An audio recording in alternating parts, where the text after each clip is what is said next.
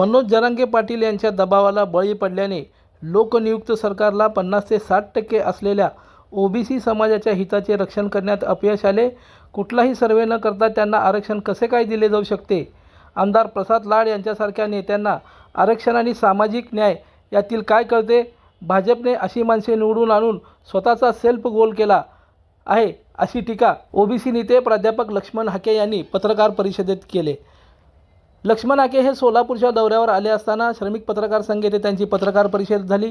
या पत्रकार परिषदेमध्ये त्यांनी मनोज जरांगे पाटील तसंच आमदार क्षीरसागर यांच्यावर सडकून टीका केली व खालच्या भाषेत शिवराळ भाषेमध्ये त्यांच्यावर टीकास्त्र केलं। याबाबत सोलापूर शहरातील मराठा आंदोलक राम जाधव यांनी लक्ष्मण हाके यांना अशी तंबी दिली आहे की जर यापुढे लक्ष्मण हाके यांनी मनोजदादा जरांगे पाटील यांच्यावर खालच्या भाषेत टीका केली तर मराठा समाज त्याला तशाच तोडीस तोड उत्तर देईल, असा इशारा मराठा आंदोलक राम जाधव यांनी लक्ष्मण हाके यांना दिला आहे। प्राध्यापक लक्ष्मण हाके गेल्या अनेक वर्षापासून मनोजदादा जरांगे पाटील असतील किंवा मराठा समाजाच्या विरोधात ते सातत्याने ह्या महाराष्ट्रात भूमिका घेत आहेत। याच्या मागं, या हाकेच्या मागं कुणाचा हात आहे का हे करण्यासाठी, हे सुद्धा आता शोधण्याचं काम करणं गरजेचं आहे। राज्याचे मुख्यमंत्री देवेंद्र फडणवीस साहेब यांना मी मराठा समाजाच्या त्यांनी विनंती करतो, प्राध्यापक लक्ष्मण हाके यांच्यामुळं या महाराष्ट्रात तेढ निर्माण होण्याचं तिथं आज निर्माण होण्याचं काम तिथं होत आहे। आपण त्यांना आपले हे करावे, नोटीस बघावे, अन्यथा येणाऱ्या काळामध्ये प्राध्यापक लक्ष्मण हाकेला मराठा समाजाच्या रोषाला समोर जाण्याची वेळ येईल। आपण बघितलात सातारा जिल्हा परिषद अध्यक्ष वेळेस कुणबी मराठा अध्यक्ष केल्यानंतर प्राध्यापक लक्ष्मण हाके यांनी मराठा समाजाच्या विरोधात तिथं खालच्या पातळीवर तिथं टीका केली होती। फलटणचं पंचायत समिती सभापती वेळेस कुणबी मराठ्याचं सभापती केल्यानंतर सुद्धा त्याने मराठा समाजावर तिथं सातत्याने खालच्या पातळीवर टीका करत आहेत। मनोजदादा जरांगे पाटील असतील किंवा मराठा समाजाबाबतीत आम्ही आंदोलन करत असताना कुठल्याही जातीच्या विरोधात आम्ही कधी चुकीचं वक्तव्य केलं नाही। ह्या राज्यातील सर्व 18 पगड जातीचे सर्व समाज बांधव हे मराठा समाजाचे लहान बंधू आहेत।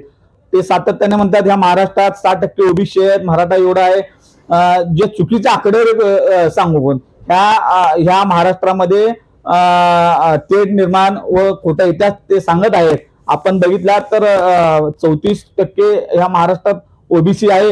बरं, त्याने 60% म्हणत असते तर 60% ओबीसी, 34% मराठा, ब्राह्मण, मारवाडी, जैन, गुजर, मग असं काय 120% असं सर्व जाती आहेत का? असं खोटा इतिहास आणि खोटं सांगून तिने ह्या महाराष्ट्रामध्ये समाजामध्ये तेढ निर्माण करण्याचं ते काम करत आहेत। आपण बघितलात कुणबी मराठा आणि मराठा हा एकच आहे। 1891 साली जेव्हा ब्रिटिश सरकारने जनगणना केली होती, महाराष्ट्रातील लाखो असे पुरावे तेव्हा सापडले आहेत। मराठा आणि कुणबी मराठामध्ये रोटी बेटीचा व्यवहार होतो। मराठा आणि कुणबी मराठा आहे एकच आहे। कुणबी मराठा ओबीसी मध्ये असल्यामुळे हा राज्यातील सर्व मराठा समाज सुद्धा ओबीसीच आहे। आज आपण बघितलात अनेक तिथं दाखले सुद्धा मिळून आलेले आहेत। मराठवाडा, पश्चिम महाराष्ट्रात येणाऱ्या काळात आम्हाला विश्वास आहे की ह्या महाराष्ट्रातील 100% मराठा समाज हा ओबीसी मध्ये जाईल। कारण आम्ही कोणाच्या ताटातलं घेत नाही। जे अनेक वर्षांपासून जे पुरावे आहेत मराठा आणि कुणबी मराठा एक आहेत, तेच आम्ही आमच्या हक्काचे तिथं आम्ही मागणी करत आहेत। मी मराठा समाजाच्या वतीने प्राध्यापक लक्ष्मण हाके यांना एक सांगतो, यापुढे जर तुम्ही मराठा समाज व मनोजदादा जरांगे पाटलावर खालच्या पातळीवर टीका केलं तर मराठा समाज सुद्धा त्या पद्धतीने तुम्हाला उत्तर दिल्याशिवाय स्वस्त बसणार नाही। लाईक करा, कमेंट करा आणि हो सबस्क्राईब करायला विसरू नका।